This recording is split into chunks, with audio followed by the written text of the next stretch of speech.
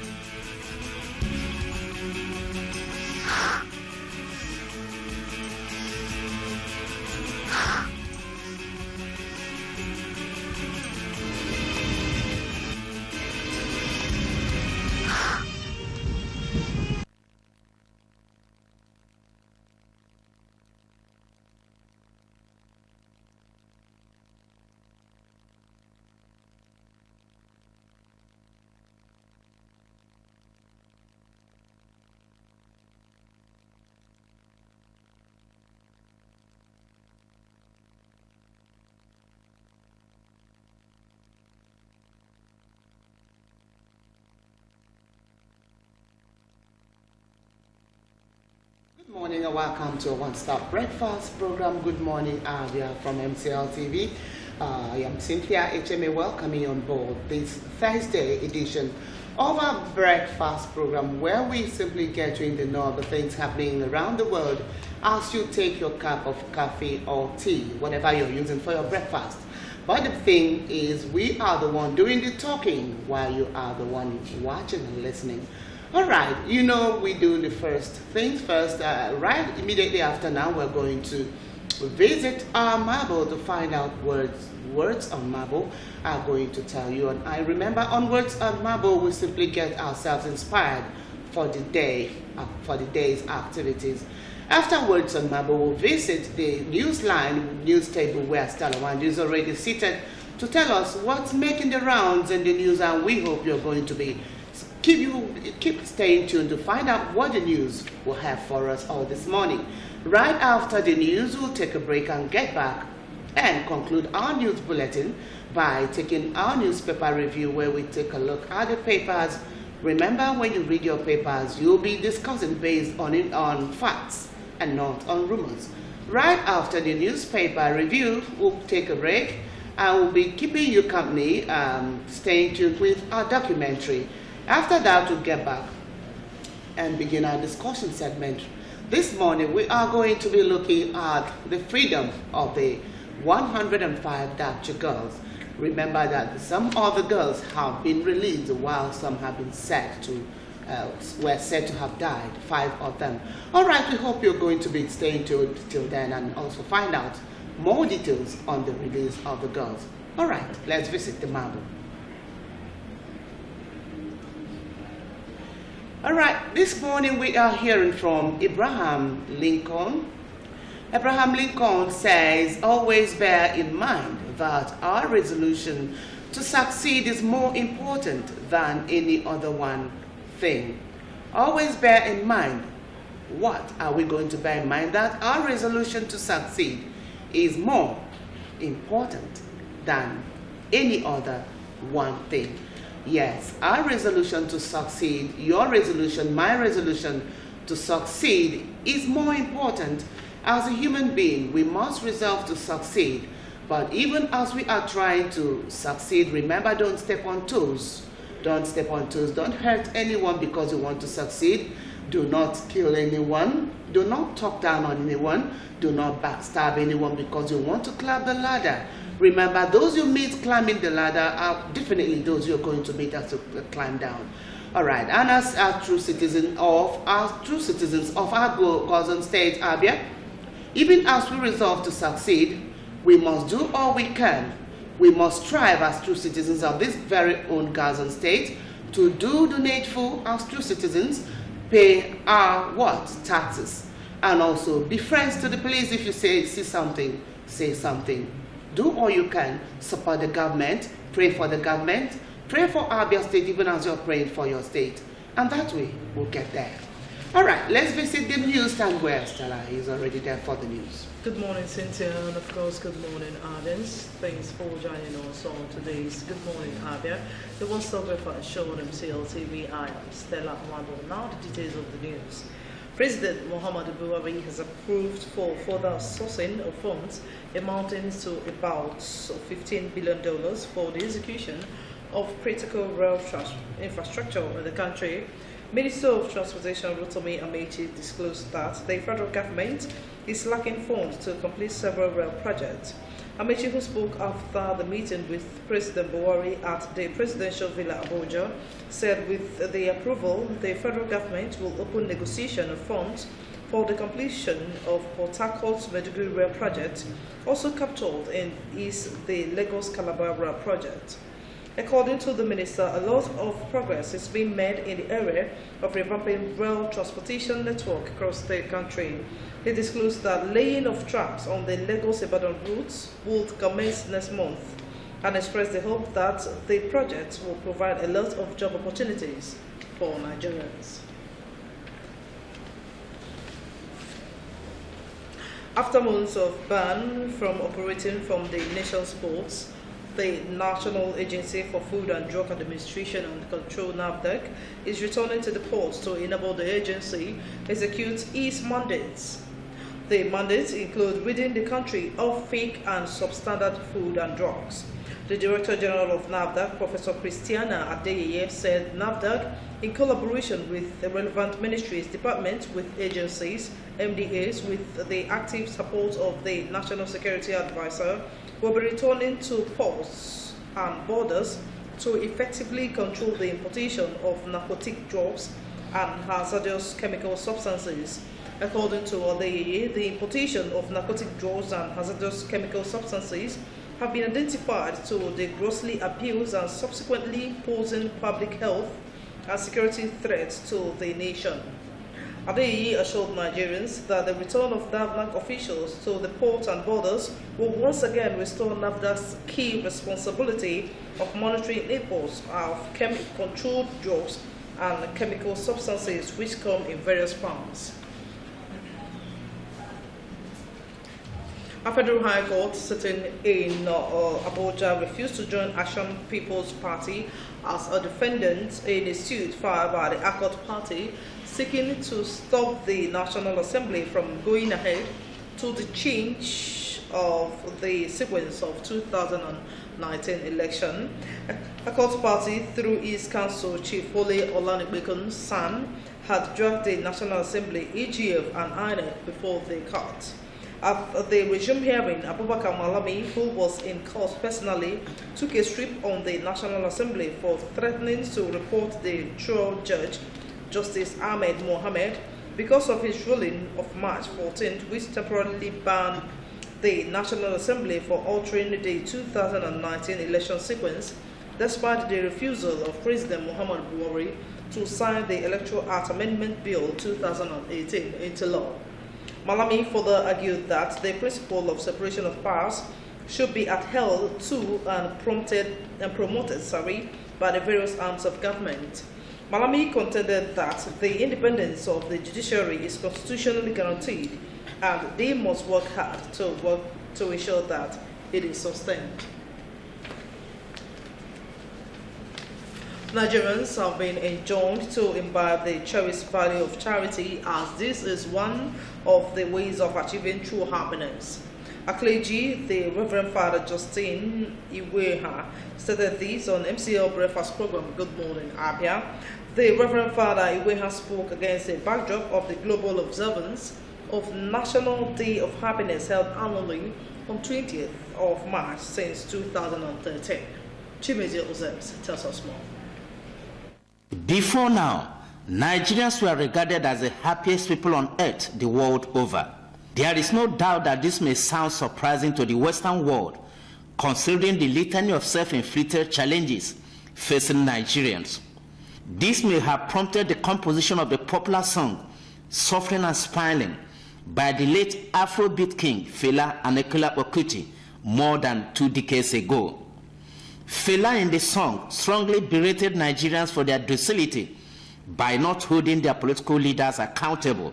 The late musician frowned at the attitude of the people who continually choose to smile in the face of high-level poverty, corruption, poor network of roads, erratic power supply, social injustice, bad governance, terrorism, among others. We say we are really happy in this country. I think we are all the similar sense. It is a high time we begin to hold people accountable in any office. In the 2018 United Nations World Happiness Report, Nigeria was rated as the 5th happiest country in Africa. At the global level, the country occupied the 91st position. The report is the outcome of a survey of the level of happiness in 156 countries of the world. Life expectancy, social freedom, absence of corruption, migration within and between countries are the factors that were taken into account. The position of Nigeria in this year's report should have come as a surprise to most Nigerians. This is considering that all the problems that prompted the late fella to sing the song are yet to disappear. Collected the data, the software, the random sampling, and they probably had their means of doing it. But it could be possibly true that even in the midst of whatever that is bashing us, Nigerians are still happy. We are still happy and moving, trying to lay a hand to survive. Happiness is among the few items money cannot buy. It is on this premise that the Catholic priests advise people to cultivate the habit of assisting the poor and the needy in order to derive genuine happiness. Is it a moral strength of a man and a happiness internal peace, state of mind that is contented, not on account of what they have got, but on account that they have a relationship with God, and that relationship with God is translated with relationship with devil. That what you have drawn, the golden rule of what you have drawn from God, you translate it to devil, and then you begin to say the impact. So it is a state of impact on quality service you have rendered. And that is why you see people who are counted as great men in the world today are people whose life impact to people. Happiness is contagious. One of the ways of transmitting it to others is by engaging in charitable work, despite your status in life. Chimezie Ozems, MCL News. And the newly constructed drainage channels along Abia Road and other parts of the city have been converted to unofficial dump site for refuse and other disposable items. This development negates the intention of the government. MCL News paid a visit to some affected areas. The report. The reason for the construction of drainage channels is to control the direction of floodwater when it rains in the city of Abia. While some drainage channels have been completed, others are nearing completion. However, a visit to some of the drainage channels revealed that they have been turned into a dump site, a situation that may hinder the efforts of the government in trying to avert flooding. While speaking to MCO News, residents and business owners at Omongasi Market also complained of the open manholes on top of the drainages, which has led to the ugly trend, stressing that the open manholes also poses a threat to pedestrians. So when they had their banner, people put the thing, they all my this place and left here dog. I'm again directly, if there is anybody, I'm going to back. I'm going to get to where turn or back and lower. But you want to have the bucket the tea, Julia, a yatra, every leg you will. I want down and patient. I want to get Mangwangwa, I have to wear back, turn or back, louder. One year no, we did not see ya. When he kitchen them Maconia, Yasika, Abia, Dotty. He will not tell me one and one longer. You don't get to all Hammers, and be like you have to them because now what you and that has on the whole Hammer got a hat of a bank. It wasn't got a now my reason. All a matter when got a question in a tear dot in a bar. I used to see it. It's not proper actually. We find drainage the dog for us supposed to be kept clean. They called on the government to cover the open manholes on the drainage channels to avert the dangers they pose. Before, do one even talk at the goods and I could change and all the band and I don't know that I have one or the danger contract. I don't can the government mention Lamaka only the Tinder. Man when you can one with Habuko. You better go shop by shop to educate them more on it. The importance of using the refuge and the importance of not dumping those dustbins inside this drainage to make everywhere look neat as the government wanted it to look. Many people that well and got that very well. When is the injury? Even last week Thursday, which I'm evidence, one girl was passing or home easily. He fell down inside that place. He had to come we could be showing that we can cast cover the gutter. Then on the two open. It will end the net block because the thing is square bar the gutter. The negative attitude of Abia residents and dumping refuse into the newly constructed drainage channels calls for remedial measures by government. Stella Mwando, MCL News. With that report have come to the end of the news segment. It's still Good Morning, Abia, the World Breakfast Show on MCL TV. It's back to Cynthia Richemont to continue with the rest of the program. All right, thank you very much, Stella. And with that, we'll take a break, and when we get back, to be time for us to review our papers and take a look and find out what the news have for you and I on the papers. Do stay tuned.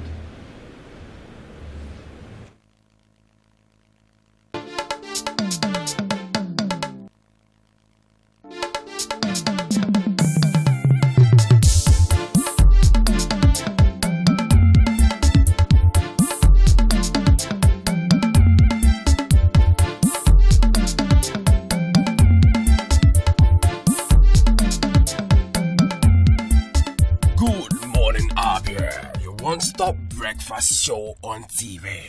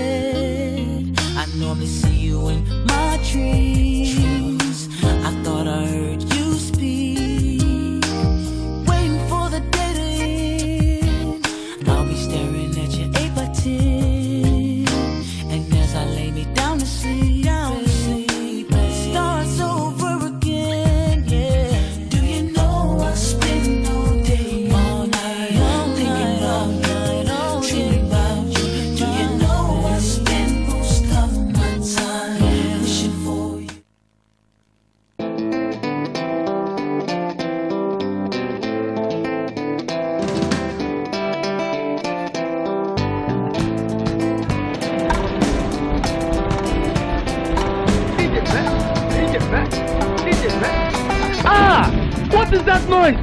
It is so busy quick. DJ back, DJ back, DJ back, DJ back.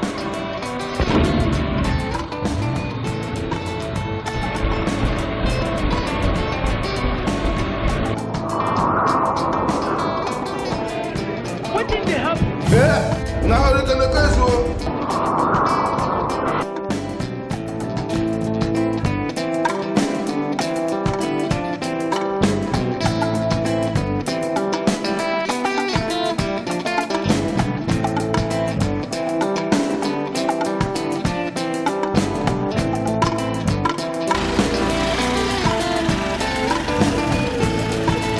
Okay, so Okay, so.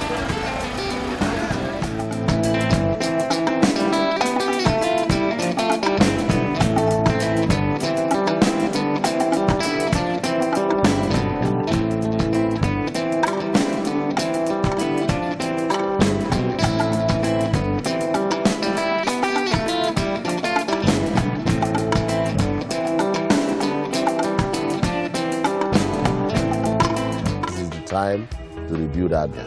I urge you to set aside our differences so that together we can join hands and build the Abia of our dreams. Remember that my word is my bond.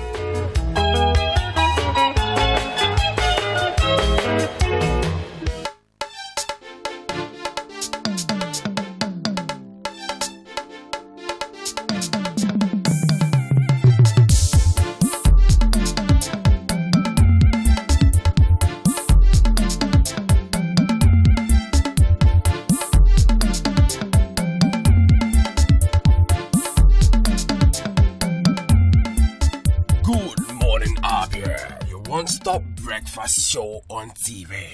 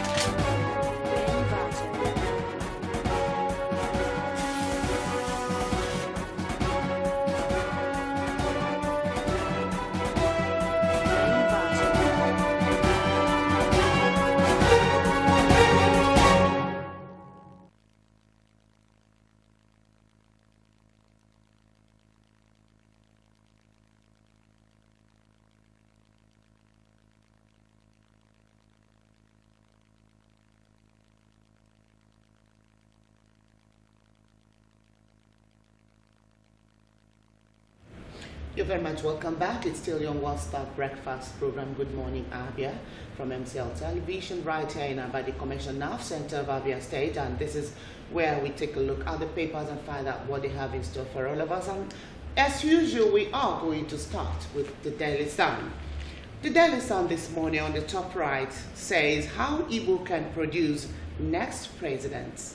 Says Minister, how Igbo can produce next president. And go to page 11 and find out which minister is going to tell us how the Igbos can produce the next president. A very nice one, if you ask me. And stepping down, we see a culture headline that's been making the rounds in almost all the papers and even the social media. 5 Dapchi girls die as Boko Haram frees 105. Very mixed feelings, disheartening, and at the same time, a very nice one. Insurgents storm Yobe town in convoy to return abductees, warn parents. Commendations, knocks greet schoolgirls' freedom. And that's on page 6 to capture the entire details of this very story. All right, and we leave that to step down to meet cross-section of Dapchi schoolgirls released by Boko Haram during their official handover by the Nigerian army. This happened yesterday. All right. Congratulations to the Nigerian army. And beneath that, we see 2019 elections, opposition senators allege clampdown plot. The banner there says, I'm not afraid. It's coming from Melaye. And that story, please finish on page 10. I am not afraid. Find out why Melaye is saying that he is not afraid. I'm not afraid of what? Okay, on page 12, Cultists set ablaze police station in Bayelsa. Cultists set ablaze police station in Bayelsa. What is happening? Why? Find out why and what happened on page 12. The same page 12, we have emulate weekend development strides. Deputy governor tells local government backs. And the banner there, the banner says government returns from London after investment drive. All right, remember it's on page 12. And that takes us to page 11, where we are seeing Imo Guba, I won't quit APC, is from Ararume. Remember yesterday we also heard from Ararume. Go to page 11 and find out more on I won't quit APC, Ararume has said. All right, and that takes us to the back page. The back page of the Daily Sun, we are meeting Louis Obi's A Parliament Without Truth. A Parliament Without Truth, and that's on page 16. It is followed by Newton Jibono. Newton Jibono, Untamed Sahara. Untamed Sahara, origin of the herdsman crisis. Go to page 44 and unravel the details of this very revealing story. And we leave that to meet Amanze Obi's broken tanks. Politics of gun control. Politics of gun control. With it comes the face of Ibrahim Idris, the Inspector General of Police. Remember, the IG had said that the police. All right, I'll leave you to read the story in full. But before that, let me read out a little bit of this column. Says it would amount to putting the cart before the horse if government turns a blind eye to where the arms are and decides to look for them in places where they are not likely to be found. We should not play politics with gun control. All right, and that is that from Amanzo Big's Broken Tongues on the back page of the Daily Sun this morning. And with it, we are meeting Citizen Joe. Citizen Joe, we must remember the column, the cartoon that says it all in a very comic manner. And this morning, Citizen Joe writes, he says, senators collect 13.5 million naira each monthly as running cost. And that's the news. And let's go to the response where the fan always is. It says, and none of them has won a medal at the Olympics. Very interesting, and that does it for the Daily Sun this morning. I'm coming to the Nation newspaper at the top left of the Nation newspaper this morning. Bandits kill 11 soldiers in Kaduna is a sad one, but go to page 46 and get the details. Closer to that, federal government seeks to seize Ekwerimado's 22 houses. It's found on page 8 of the Nation newspaper. INEC begins Melaye's recall April 28. Go to page 42 and get the details of that story. Underneath that, Imo APC passes vote of confidence in Okorocha.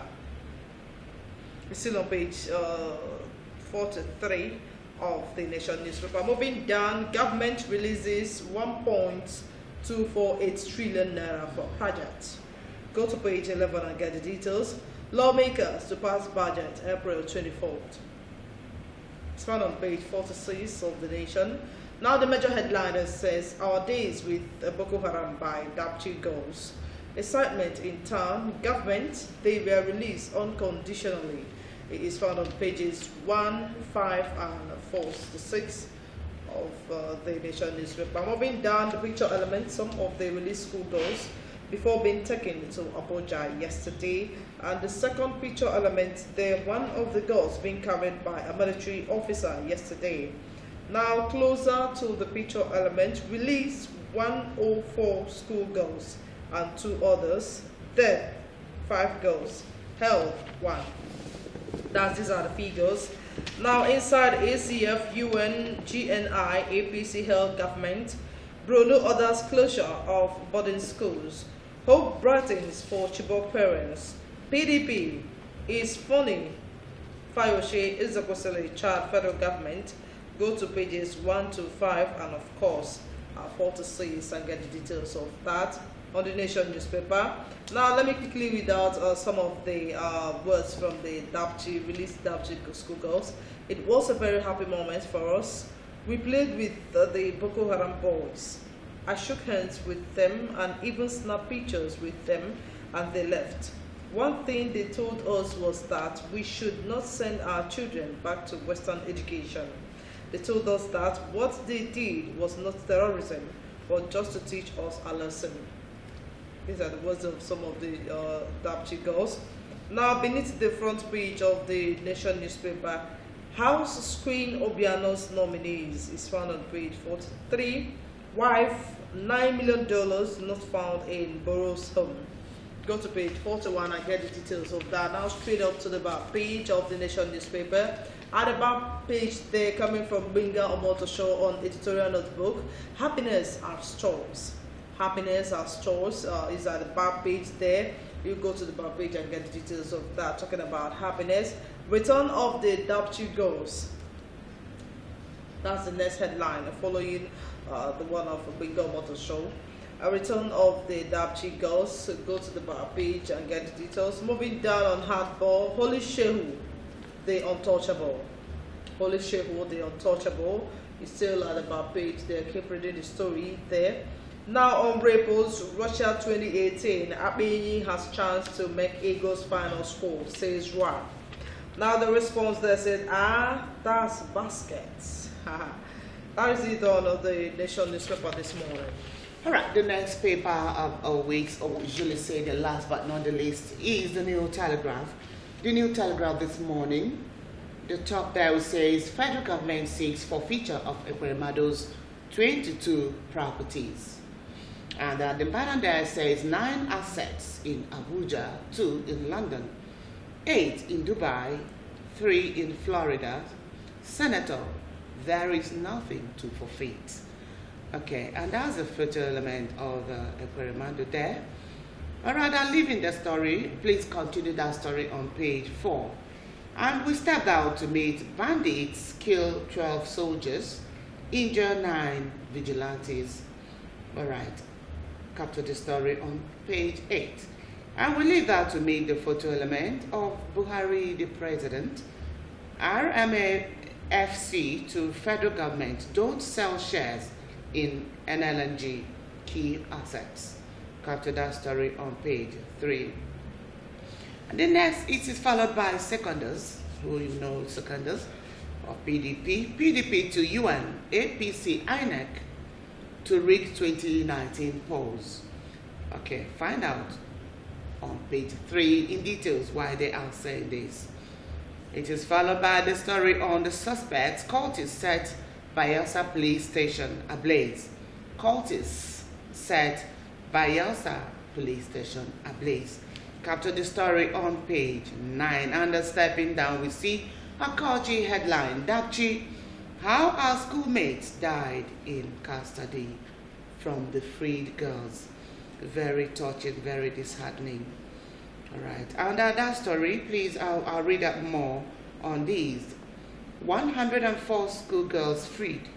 Christian students in custody over refusal to convert. Federal government, we didn't pay ransom. Soldiers withdrew before Boko Haram returned the girls. Insurgents issued threats to residents. PDP, federal government APC state-managed abduction release. UN, abductors must face justice. And these you can capture in details on pages 2 and 4. Of course, beneath there, I think we have 2 photo elements to go with the story. The theater commander, Operation Lafiadole, Major General Rogers Nicholas, carrying one of the Dapchi schoolgirls released by Boko Haram terrorists during the official handover by the army in Maiduguri. This happened yesterday. The next is a cross-section of the freed girls in Maiduguri yesterday. All right. Electoral Act, APC, still another very catchy headline. APC lobbies senators not to override Buhari. APC lobbies senators not to override Buhari. Please, that story will count. Captured in full on page 3. And with it, we meet this on health. Hope as new treatment restores impaired sight. Hope as new treatment restores impaired sight. Please capture the story on health on page 5. And with that, we go to the back page. On the back page of the New Telegraph, we are meeting Ellen DeGeneres, who writes on, I am not an activist. I don't look for controversy. I am not a political person, but I am a person with compassion. I care. I care compassionately. I care passionately, I beg your pardon. I care passionately about equal rights. I care about human rights. I care about animal rights. Very interesting, please, on the back page of the New Telegraph. And with that, we move ahead to meet sports. Commonwealth Games, House orders ministry to include women's table tennis players. Very nice one. Please capture the story on page 37.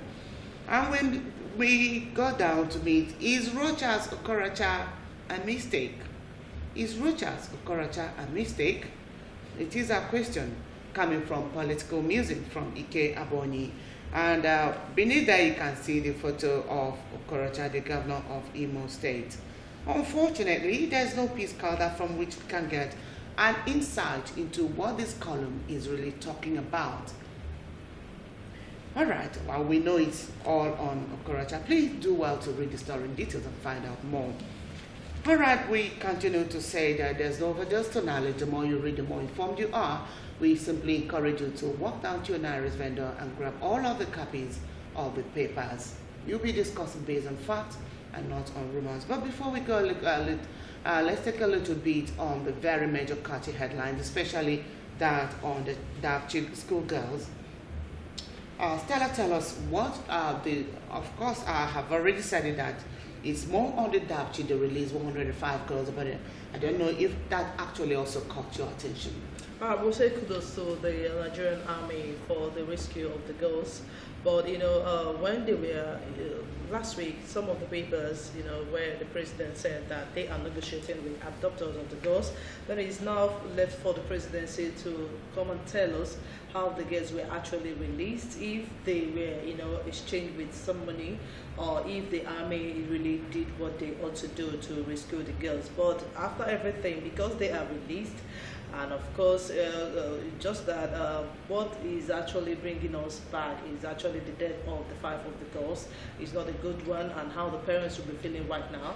But I think we'll also need to commend this Nigerian army for the rescue of the girls. And of course, the president urging the president to come and tell us how it was possible for the girls to be released and why they are yet to release some of the Chibok girls. I think this is what we should be expecting. Now that they released the Dapchi girls, we also need them to do the needful in the area of rescuing some of the Chibok school girls, because their parents are also waiting for the federal government to rescue them. Yes, I haven't said that. Yes, the death of the 5 other girls is actually what's going to play down on the joyful mood of these parents who have received their children. You know, putting yourself in the shoes of these mourning parents now. You are a mother, I am a mother, I know how it would have felt if one were to find yourself in the shoes of these women who have lost their own. And you see, it's really quite tricky because, you know, while most of these people who received their children, who gotten back their children safe and sound, are going to be rejoicing, these other parents are going to be mourned for, are going to be mourning the loss of their children. So, and also, I want you to tell us, how would you feel hearing the PDP saying that it is stage managed? I don't know. When you want to look at what the because if it was possible for them to have see how fast and quick it was for them to bring back these girls, why hasn't it been so possible for them to do that the same to the Chibok girls? That is actually what I wanted to say. Maybe that was why the PDP is actually coming to say that it was state managed. But if you ask me, looking at the way the things went, just like I told you before you asked me this question right now, that why didn't they rescue the Chibok girls in line with, when they were rescuing the Dapchi girls? Are we to say that the people that adopted the Chibok girls are different from these other people? I don't know if you're getting me. Although there are factions. Yes, there are factions, but why haven't they done enough to rescue the some of the Chibok girls that are still in captive of these terrorists? So I don't know what to say, concerning what the PDP are saying concerning the adoption of these Dapchi girls. But I think the federal government needs to do the needful. They need to do more to stop this kidnap and also bring back some of the Chibok girls, to make it real, for crying out loud. The army need to step up their games to make sure that all of these girls are rescued, including one that is still there, that they're trying to force to, the Christian that they said that they are still holding one person that have refused to convert. All right, thank you. Because we're not going to say much on this because, of course, we heard when I said that this is going to form a part of our discussion this morning on One Star Breakfast program shortly after now. Of course, with that, we take a break, and when we get back, to be time for us to do our discussion. But while you wait, please watch Color of Alphabets as a documentary. I hope you're going to enjoy it. Just stay tuned.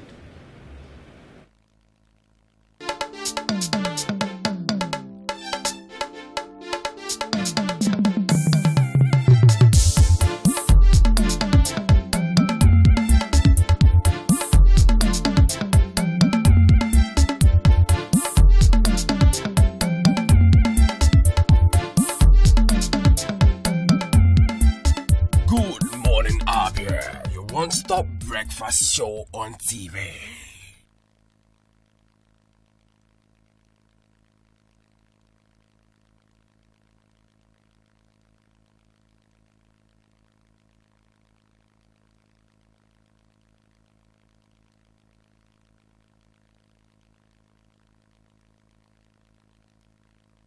Good morning, Abia, your one-stop breakfast TV.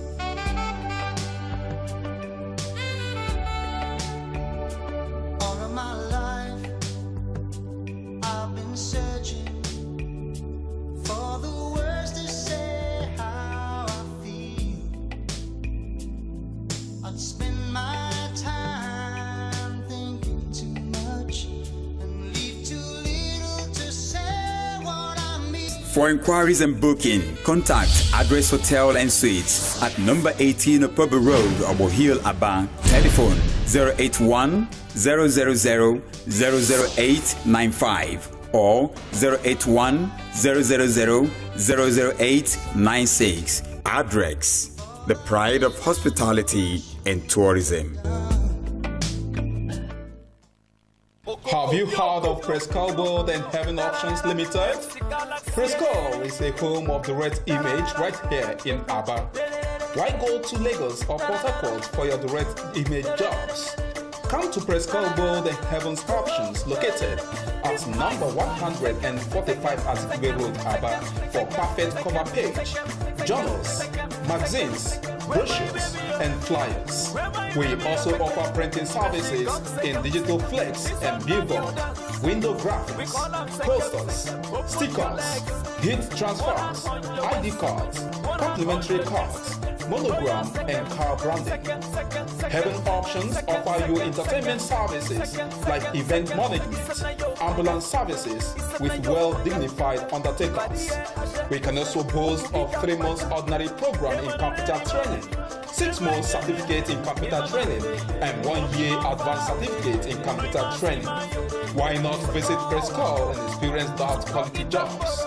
For inquiries, call 080 33 22 6115 070 40 24 7196 070 84 69 8165.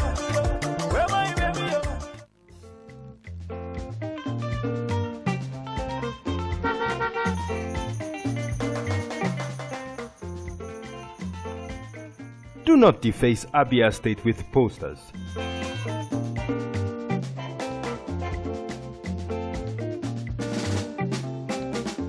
Do not defecate on our streets. Do not litter Abia State.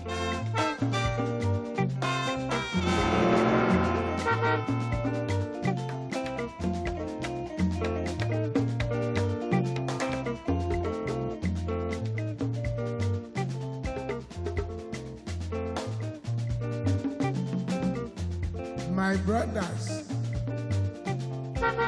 I say what did man go do for this world where people no go talk? If you chop, Do not urinate in public places. you no chop, then go talk. What did make we do for this world? I say make we dey do the things where we carry for heart. Now so world one time. I be not been so. Keep Abia State clean. This message is brought to you by MCL TV.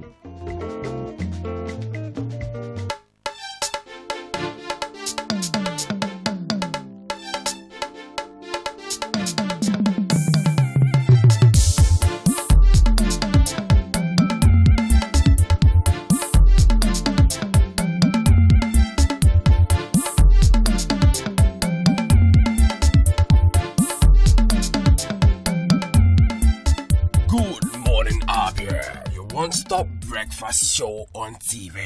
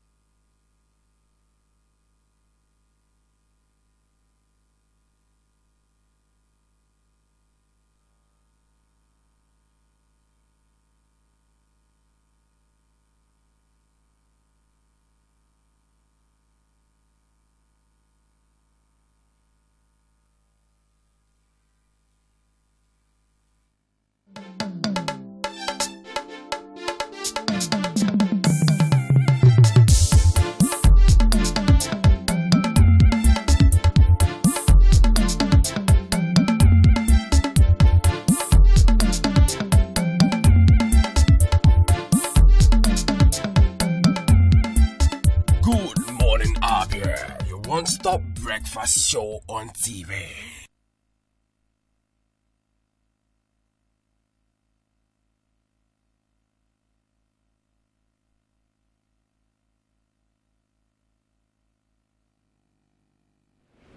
You're very much welcome back. It's still a one-stop breakfast program. Good morning, Abia from MCL TV. Remember, this is our discussion segment where we discuss very important issues that concern us all as true citizens of this great nation, Nigeria. And that is why this morning we have chosen to discuss the release of the 105 Dapchi schoolgirls abducted almost 4 weeks ago from the Dapchi town of Abia State. And just yesterday, 105 of them. There are some reports that says 101, some say 105, have been released. And amidst joyful, cheer-reading faces of the mothers. And we must remember that the Nigerian Islamic militant group Boko Haram released 105 girls kidnapped from a high school compound in Dapchi a few weeks ago. Sources revealed that the militant group came with the girls in 9 vehicles, the same way they took them away. And there was confusion in the area as members of the community scampered into the bush as the terror group appeared in the area, first dropping off one of the girls in a nearby village and then driving into the center of Dapchi town to drop off the rest of the girls. 5 of the girls are dead, according to sources. It is not clear if the Nigerian government paid any ransom or not. Of course, they have come to deny that they were released without any conditions. The insurgents had 4 weeks ago kidnapped these girls from the school of Dapchi, and we must remember that the group, the Boko Haram, had killed at least 22,000 people and made homeless a whole lot of 2.7 million people and sparked one of the largest humanitarian crises in the world, according to aid agencies. And that is why we want to discuss that this morning. We hope you're going to be joining us on this discussion. Of course, with me here in the studio, even as we await the arrival of the other guests, I have with me here Comrade Ike Opiwe. Sir, you're welcome to the program. Good morning and welcome viewers. Okay, Comrade Ike Opiwe is a social affairs analyst. All right, Sal, you heard what I read at the background to this story, to the topic this morning. When you heard the release of the Dapchi schoolgirls, at least 105 of them with 5 dead, how did you feel? Before we forge ahead, we must mention that one who is said to be a Christian is still being held by the Boko Haram because she refused to convert to Islam. How did you feel when you heard that first time? When I heard the release of the 105 Dapchi girls, I just scratched my head because there are a lot of melodrama playing on along the way. We thank God that 105 of them have come back alive. We thank God that their parents have seen them. We give glory to God for that. We also commiserate with the 5 that were reported to be dead, because for now their families are being bereaved and it's a lot of problem for them. The one that is being hurt for being a Christian, we also thank the one for his faith because he refused to renounce his faith. But beyond that, of the release of the 105 of them, we heard that there are 105 of them. Some reports are saying 101. When the Minister of Information first reported, he said 71. When he was talking at Meduguri, he said 96 plus a boy that was dropped. And finally, he said 101. They came up again and said it's 105. Which simply means that they are don't even have accurate statistics of what is happening. But the release is a welcome development that they are now, 105 of them, are alive with their family. But it doesn't mean we should congratulate the government because the government have not done anything extraordinary. In the first place, it's something that shouldn't have happened. When the abduction of the 274 Chibok girls in 2014 happened, the government should have taken a lesson from what really happened. And for the lesson not to have been repeated, for the same thing to have repeated in the same manner it happened, showed that a lot of commercial business of abduction have been opened to the country. Being open to the country in the sense that you negotiated with them, yes. For the negotiation to have gone on, something must have passed through hand. But I'm sorry, sir, before you delve deeper into that, please, I will get to that. We'll get to the implications of the release of the girls. We'll get to that. But I want us to address the issue of, Nigeria is said to be, everything that happens around here, whatever propels whatever issue is politically bound. Like the PDP has said that the abduction and the release of the girls was stage managed. Do you believe that? Because the girls were released very faster than that of the Chibok girls. Do you believe the story that it was stage managed in any way at all? When you look at, I called it when I started my introduction, that the melodrama that it just happened. You see, this Dapchi abduction happened on 19th of February. Immediately it happened, the lady came out and told us that they are safe wherever they are, that they will negotiate with the government. 2 weeks after, the Minister of Defense came openly and said that they will be released in 2 weeks' time. Having got that information that will be released in 2 weeks' time, showed us that there is a melodrama that was really playing out.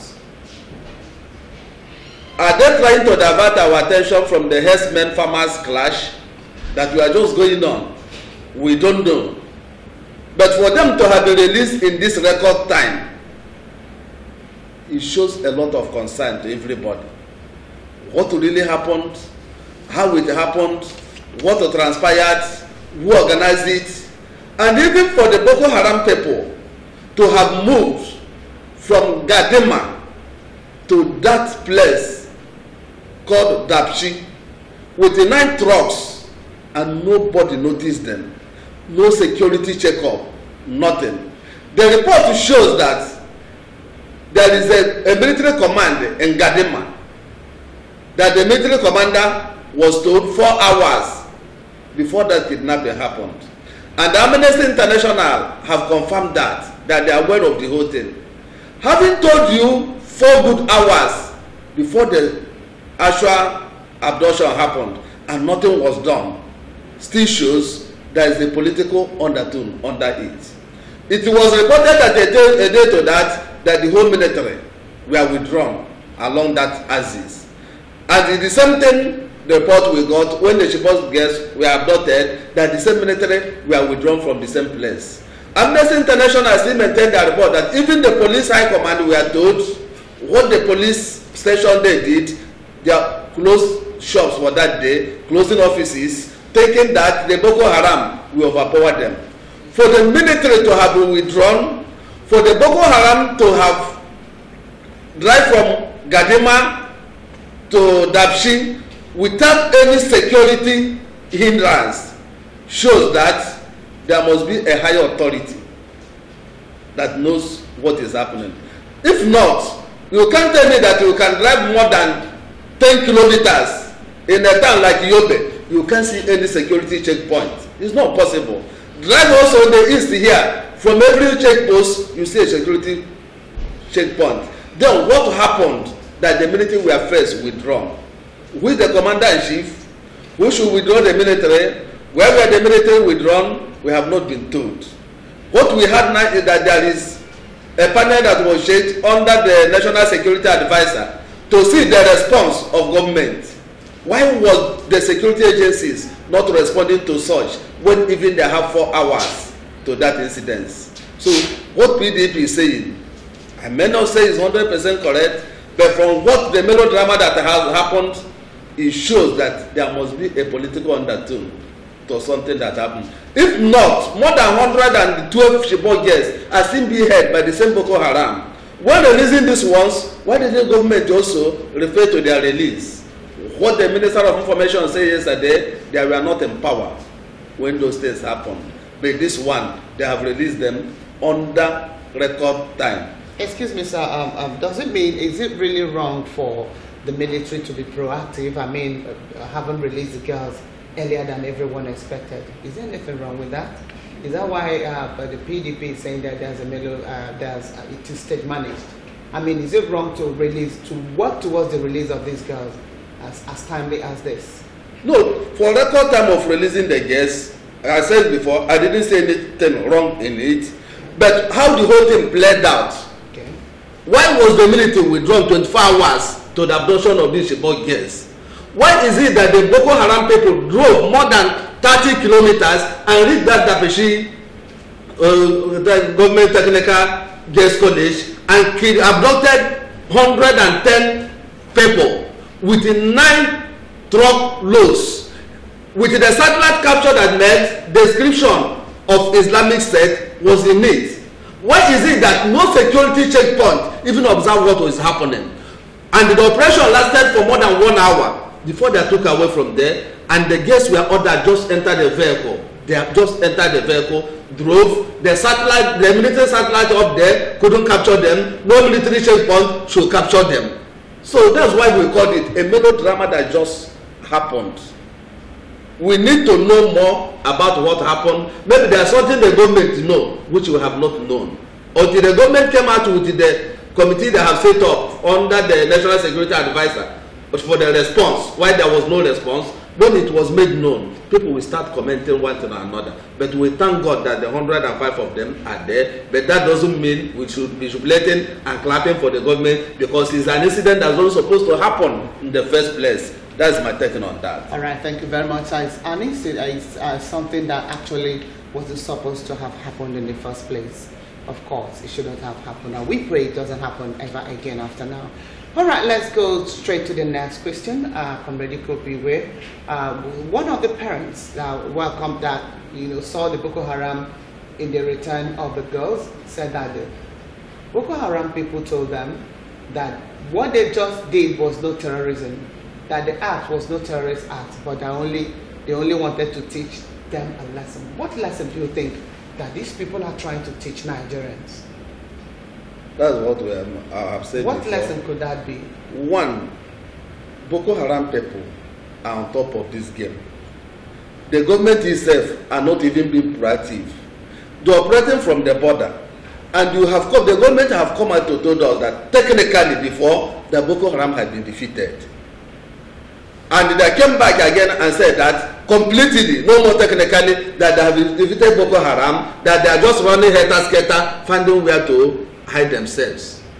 And the Boko Haram want to say that if you say you have defeated us technically, and now you have come out to say you have defeated us completely, let's act and see whether the government is proactive. And the whole thing exposed the government that nothing of any proactiveness we have seen. If you say you have defeated them, why is it that they came and repeated what they did in 2014? Though the government is saying that is the sect of the Boko Haram that couldn't honor the negotiation that did it, led by Abdul Kali. That is not the sect of Shekuru. But whichever sect that did it, why is it that a defeated sect should rise up, travel more than 30 kilometers to Yobe, reach Dapsi, crossed military command that is in that Gadema? Nobody stopped them, nobody saw them, nobody challenged them, nobody intervened, and they took those girls away easily. Is it not a big lesson? That's why when CNN reporter was interviewing the president said it's a national disaster. He said no, it's not a national disaster, it's a national disgrace. So it's total disgrace to the country. They have taught also the government a lesson. And we think that this is a time when the president should look entirely the security architecture of his security network. What is really happening? Why is it happening? Why is it that such acts will be carried out?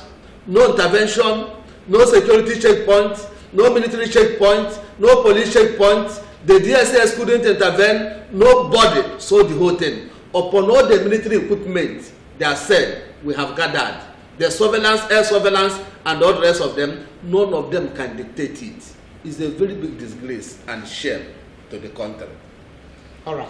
Thank you, Comrade Kopi. Well, with that, we'll take a break. And when we When we get back to the time for you out there watching to form a part of this discussion, of course, very shortly there will be a number on the screen with which you can give us a call and tell us what you think on the topic. Do stay tuned.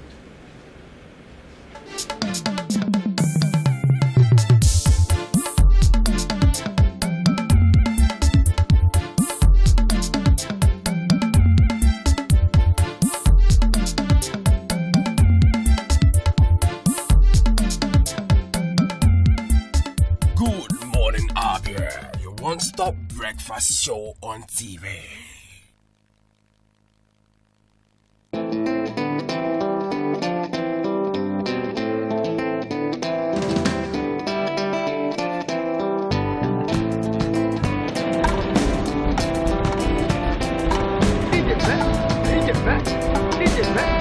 Ah! What is that noise? It is obeying quick.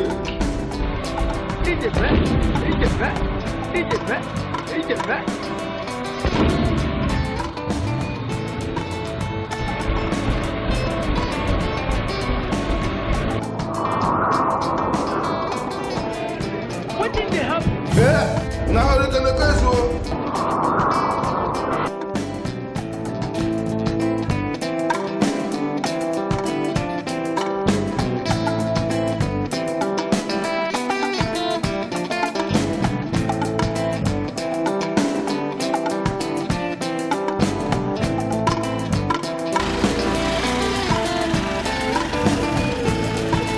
Okay, so the Okay, so.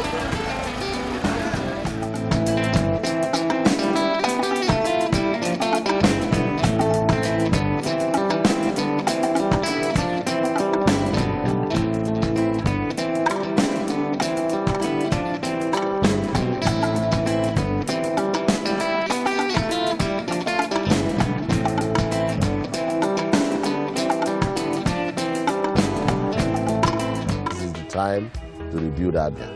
I urge you to set aside our differences so that together we can join hands and build the Abia of our dreams. Remember that my word is my bond.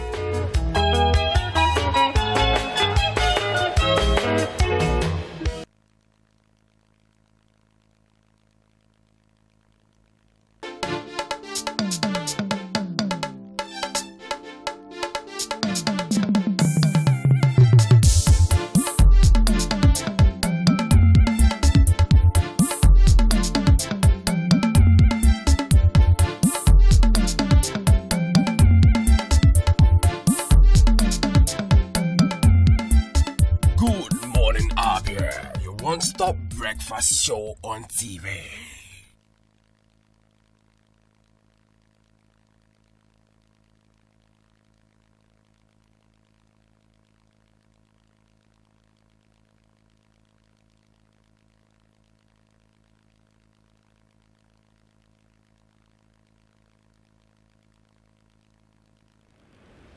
You're very much welcome back. It's still our one-stop breakfast program, Good Morning Abia, where we have been discussing the freedom of the 105 Dapchi schoolgirls released. And we have in the house Comrade Ikopi, who is lending his voice to this very interesting topic.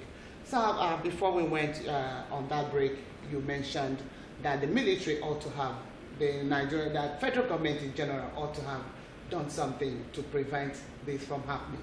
So what do you think the Boko Haram, on the release of the girls, told the parents that they should never take their children back to Western school? What can you make of this? Do you think that this is going to dampen the spirit of the northern women and their children from going to or seeking Western education at this time? Yeah, before I come there, let me conclude what I was saying before the break. Okay, go ahead. There is a failure of intelligence, security intelligence in the whole network we have seen. One, you know the inter-agency rivalry that has been in the security system for a long time.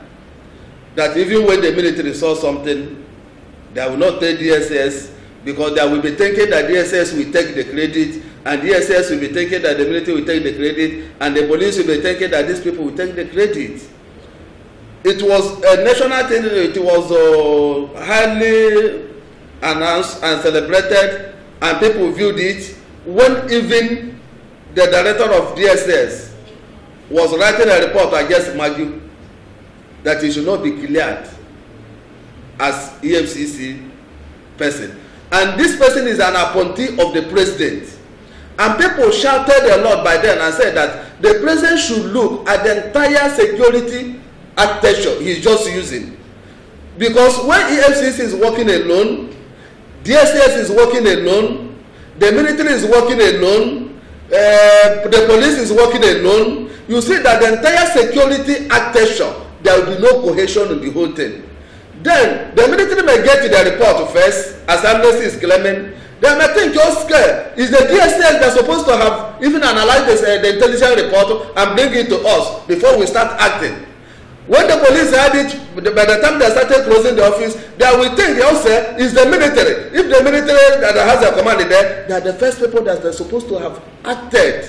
So the security architecture of the country, there is no cohesion in it. And this is not the first time such a thing is happening. Except there will be close gap by the person that is the helm of affairs of the security architecture, whereby when we work in advanced countries of the world, when the FBI or CIA or this one get information, they analyze it in a table and say this is the implication to the country, and they close their rank, and everybody is supposed to do what it could have done. Because there is no security cohesion, the rivalry that is still intelligence rivalry is what cost us all we are having today. Whether they will send their children to Western school or not is a very difficult thing to do, because what Boko Haram is saying is not to find anywhere in the whole world.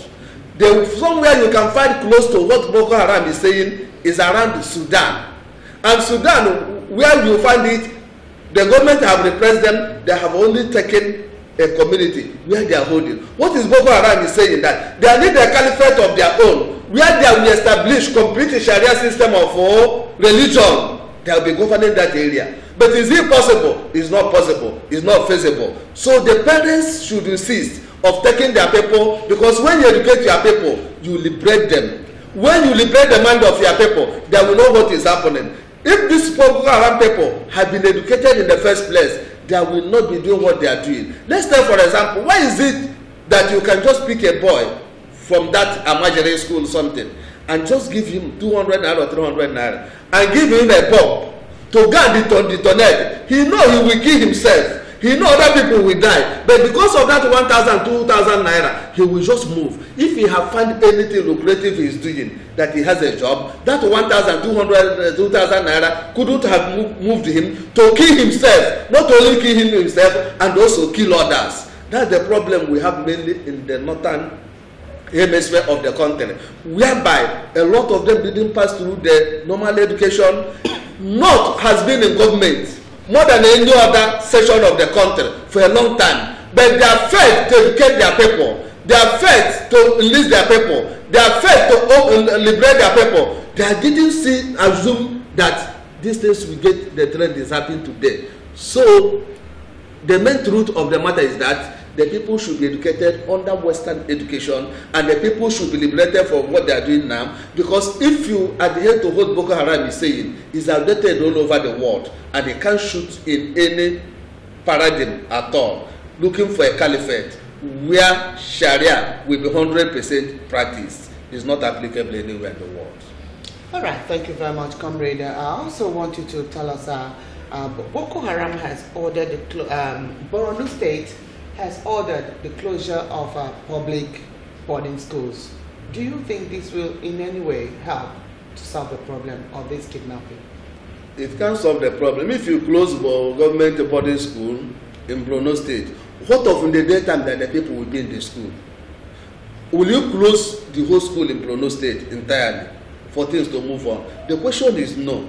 The only thing that will solve the problem that we are seeing in the northern hemisphere of the country is that the government should be proactive on what they are doing. If you look at the budget, you know, we always budget millions for security, billions for security, and all the rest of them.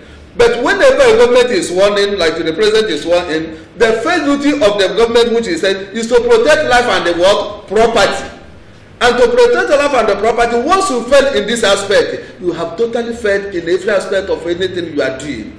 So why can't government take a proactive measure? Put up satellite views in Borno State. Put up CCTV cameras in Borno State.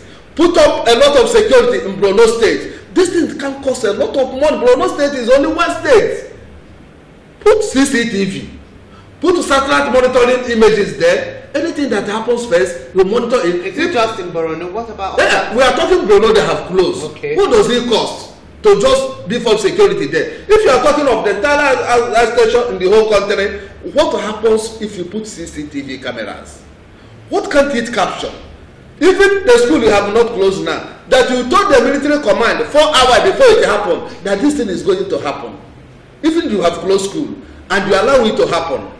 And the school is the people that they are not closed, they are there schooling and they are coming again and you give them information and they say they don't want to do anything. What will you do? There's nothing you can do. What have come out to here clearly is that a new type of threat has been established in Nigeria in commercial quantity. That's what is really playing out. And people are making a lot of money through this threat. Okay, what are the things do you think queries the sincerity of purpose in the Nigerian military in this in offering security to a cross-section of Nigerians with the insurgencies, attacks and activities in the country? To checkmate them. What are the things do you think puts a huge question mark on the sincerity of purpose of the Nigerian military in this fight?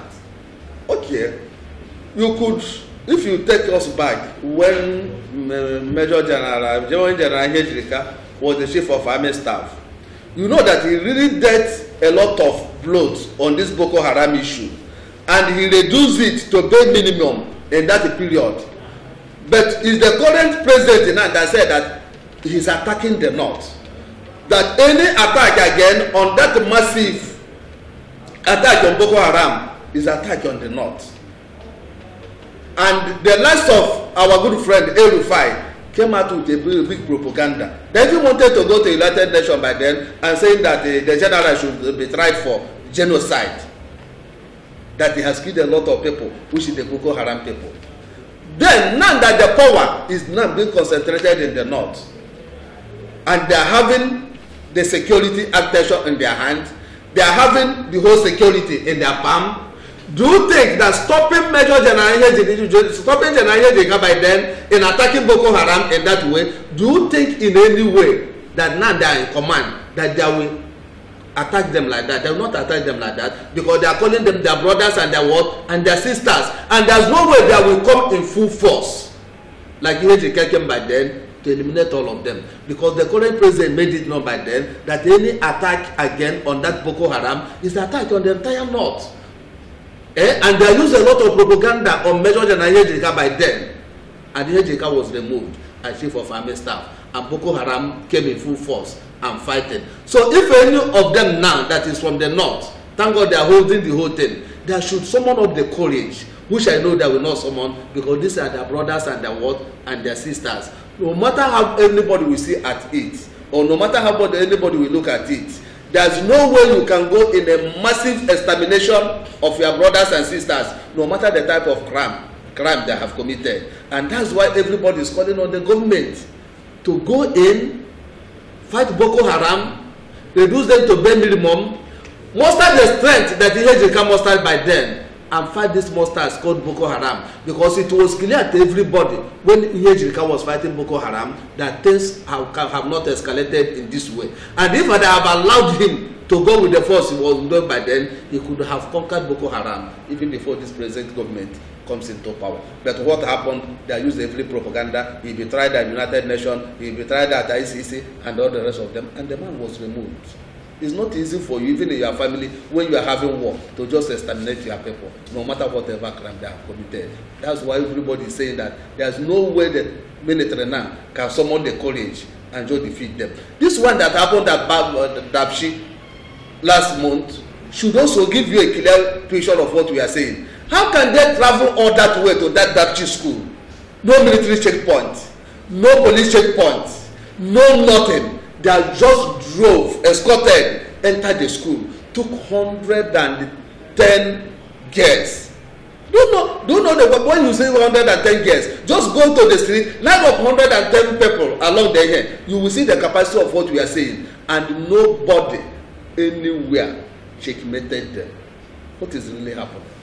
All right, what is happening? That's a question hanging in the air as we continue to wish and pray for Nigeria amidst security challenges bedeviling the country.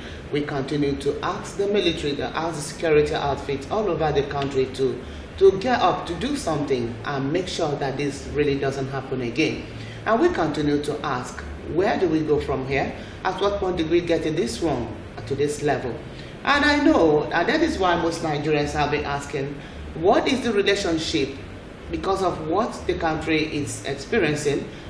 We place an analogy and draw, how do we differentiate Boko Haram and Fulani headsmen in terms of their activities? Are they from the same grandfather or grandmother?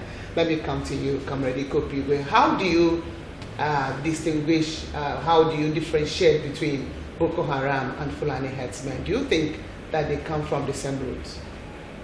No, we don't. I don't think from the operations, modus operandi, that they came from the same roots. Because what Boko Haram is saying is that they need a caliphate. And this caliphate they need, they must establish 100% Sharia law in that caliphate, and they will rule by that Sharia law in that caliphate they are looking for.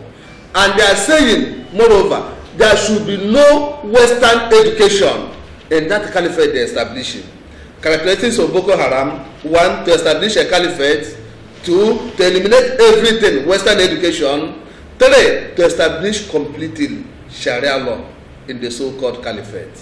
But when you come to herdsmen, this is not their own modus operandi.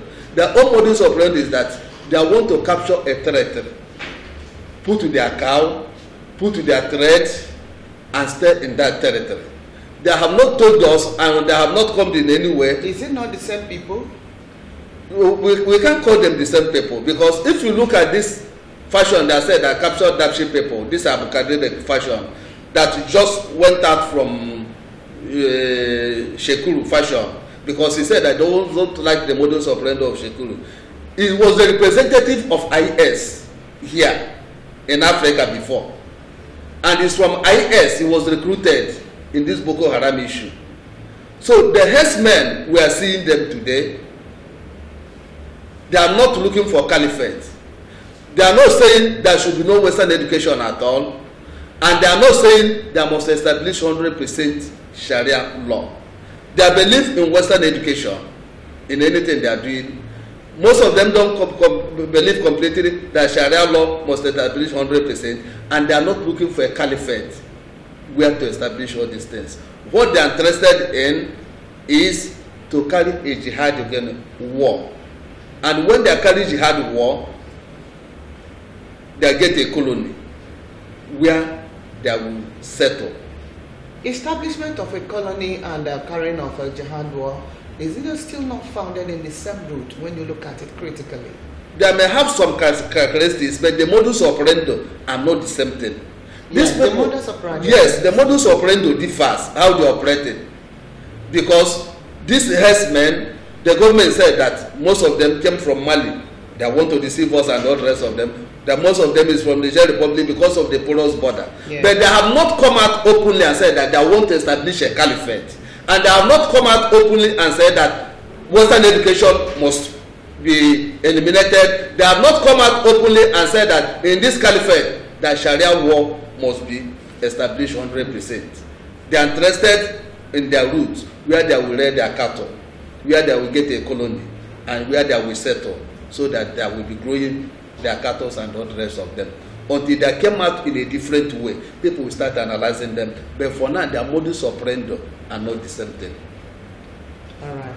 The Nigerian military, the federal government has said that these girls released, 105 of them will not be left to reunite with their families immediately, but should be left up to 3 to 4 days to receive treatment, medical treatment from the general hospital. Most of them are also currently receiving treatment. Do you think in any way that these girls, as innocent as they are, must have been abused in any manner?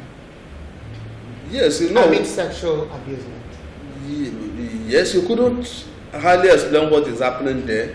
The trauma they have passed through, whatever they have passed through there, you know, when Shakuru was handling this Ishibog, yes, he said, whatever we blame him by there, he said that they are keeping them safely, they are secured and all the rest of them. But you see, when some of them were released, some of them were also pregnant, some of them have given birth and all the rest of them.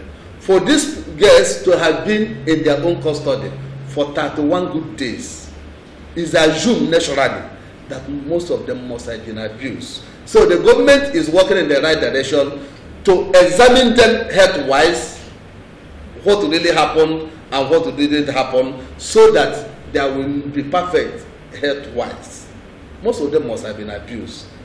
They are not with their parents. They are not with their guardians. They are in the colony of an enemy, and the enemy was holding them. So anything can happen there. And none of them can resist whatever want to happen there. Even the girl that said that he doesn't want to wear their hijab and all the rest of them, was he released? Was not released. And they have now enslaved the person. Whatever they are doing with him there, you can't from here and comprehend it. Until they release him, he go through the test. After they are going through the test, and the government agency that conduct the test can now be in a better position to say, which you know, they will not make public, whether they are abused or not abused.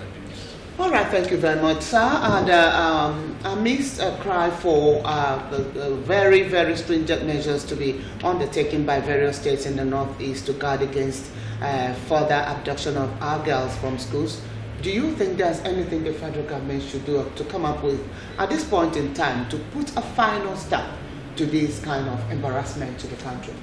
What security measure do you think Nigeria should take? For now, one, even security measure, can this thing be stopped easily? It can't be stopped easily. Because it can't be stopped because it has gotten out of proportion. Let me tell you. Do you think they cannot be suppressed if we easily? Really I say easily. They cannot easily and be suppressed. Because the thing has gotten out of, if you see the modus operandi how they operate, it's gotten out of proportion. And now that a thread have entered into the whole thing is money. You know, one, before I go to the security aspect of it, when the more than 80 Chibok girls were released under this administration said that they only negotiated for their release, that no ransom was paid. That was what they told us. But when you watch the BBC documentary that showed everything, BBC documentary said that 2 million euros were paid. And this money goes into the hand of people. It can be used to buy arms. Those that negotiated will have their own share. Those that made the war will have their own share. And when this was now released, the government said that no ransom was paid, that is just negotiation. We said, okay. But the thing going around in social network and Sahara Report and all the rest of them said that 5 million euros were paid for these guys to be released. It's a very serious threat that is going on. And you know, all over the world, it's not a good thing under any accord to negotiate with the terrorists. And by now, the agency that are outside here that should help us to even come and intervene, the United States of America, the UN, Britain, France, Germany, and all the rest of them, that they have the security power, we tell you that so far we are negotiating with them. There's no way we can come in. So that aspect is closed is closed for us. On the internal security we are using here, whether anything the government can do, the government can do a lot of things to reduce this thing now to bare minimum. What should the government do? The government should be proactive. As I said before, there should be a cohesion in the security apparatus or architecture of the country. The military should work in consonance with the police. The police should work in consonance with the military and the DSS and other all security agencies. Because if they are taking the agency glory alone, when I do it, it's me that take the agency and all the rest of them. When they see things, it will not be analyzed, and this intelligence failure will always occur. Okay. The government should mobilize a lot of resources that are mobilized. As I said before, they should put CCTV cameras all over the places. It's not costly. They should put satellite images all over the places. From up, you can capture what is exactly happening. Let me give you, for example, when the military came here for Operation Python Dance and all the rest of them, they went to Umuahia. You see, when those guys throw stone on them, you see the military showed us the picture of what really happened. How did they capture it? Can they repeat the same thing in the northern hemisphere of the country? Okay, you are saying that CCTV should be coming to how to prevent this. Yes, that is how to step to beef up security. To beef up security. When I said that there should stop interagency security library. There should close gap so that whenever they hear information, it will be analyzed amicably. They are thinking before threat remains a threat, whether externally or internally, they tackle it as a threat. That's number one. Number two, they should educate the northern people. They should expose them to Western education more, so that their minds will be liberated. It's a pity that even the northern hemisphere of the country took over power and dominated the political atmosphere for a long time, but the majorities and the rest of them, from where they are recruiting these people to detonate this bomb, their minds have not been liberated. They need a good education, so that when you liberate their mind, they will shoot in whatever we are doing, they will find job, they will know what to do, they will also be getting money. Thirdly, there should be enough satellite image capture in that area, so that when you see a security threat, you capture it, you analyze it, and you say, what should I do next? That's what I'm thinking the government should do. And to do this thing doesn't cost a lot of money. Upon the money they are budgeting upon security, they should put hand there and do most of them. All right, thank you very much, sir. And I will know that the necessary authorities, the right ears and right eyes, are watching and listening to all that we have been saying this morning. The Boko Haram returned to the girls in 9 vehicles. Does that indicate that the supremacy of Boko Haram? I know we have really touched on that. But we need also to step up before our security apparatus all over the country. Come up with CCTV in every corner. The people mustn't really know where we are fixing them, to make sure that all Nigerians are secure, especially our children in schools. And putting a stop to boarding schools and public schools in the north, not just in Borno State, is not really going to have issues. We must put all hands on deck. Community policing, if you see something, say something. We must continue at this point to be our brother's keeper. If you see something, say something. Be a friend to the police. And this way Nigeria will be great again. All right, with that, this is where we draw the curtain this morning. Thank you, Comrade Kopi, for coming on the program. Thank you. Thanks a lot. All right. All right, that is it, our discussion segment this morning. We'll take a break, and when we get back to the time for Jonah Audit to tell us more on sports. Do stay tuned.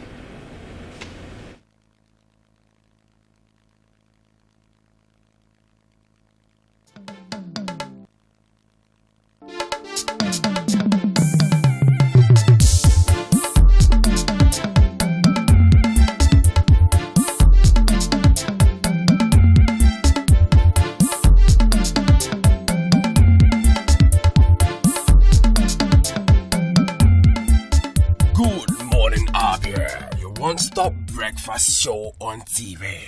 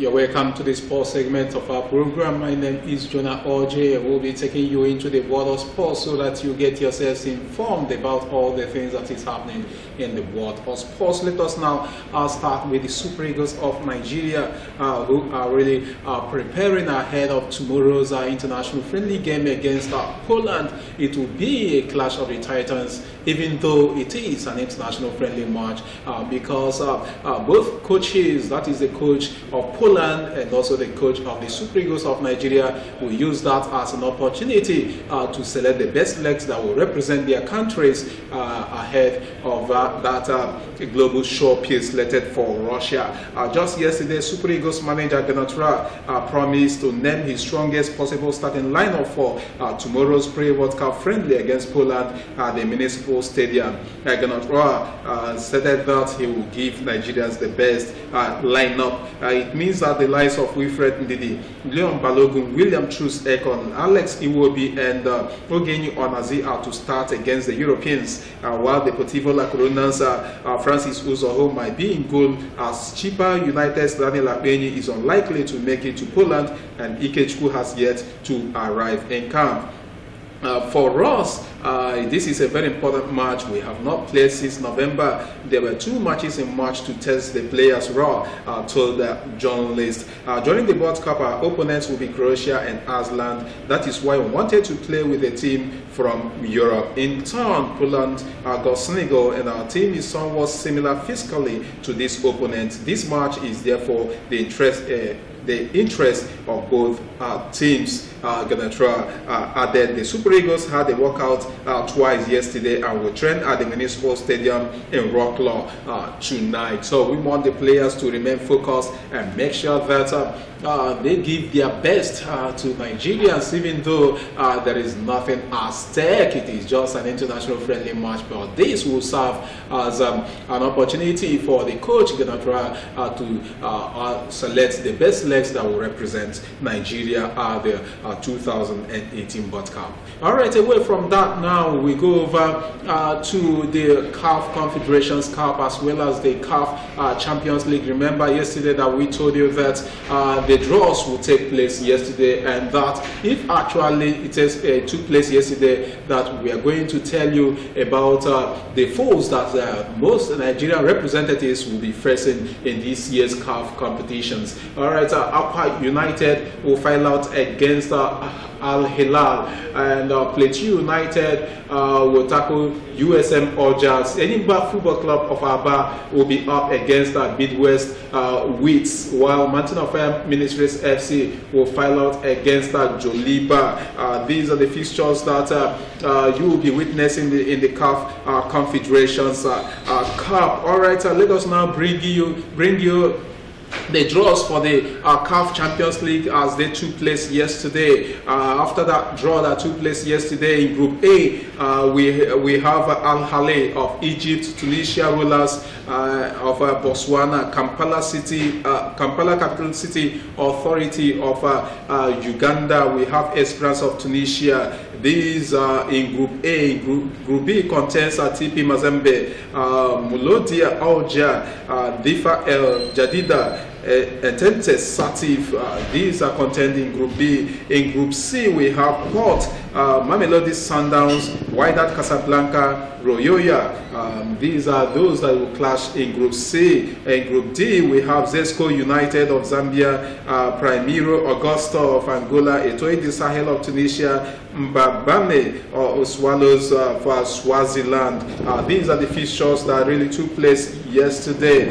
So it is good that various clubs know their opponents right now, so that they will start on time to prepare for the next round of both the CAF Confederations Cup, where our representatives are really participating in, and as well the CAF Champions League. All right, let us now move away from the round leader game now to boxing. Want to focus on one fight that most people who love boxing are really waiting patiently for, and that's the fight between Anthony Joshua and Joseph Parker. Anthony Joshua just yesterday won Joseph Parker that there will definitely be blood during their fight next week and hopes for a heavyweight classic like Roddick Bowe's battles with Evander Holyfield. The WBA Super and IBF title holder can move one belt away from becoming the undisputed champion if he takes the WBA strap from Parker at the Principality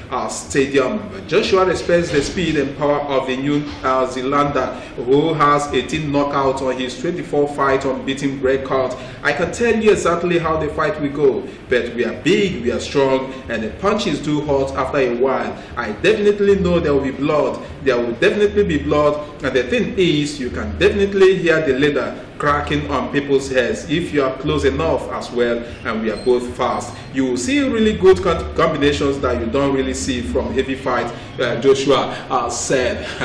Joshua is talking tough, saying that blood may be gushing in that fight against Joseph Parker. But one thing that happens in the world of boxing is that even if there is blood, at the end of that fight, both boxers will come together, embrace each other, and discuss actually what happened during the fight.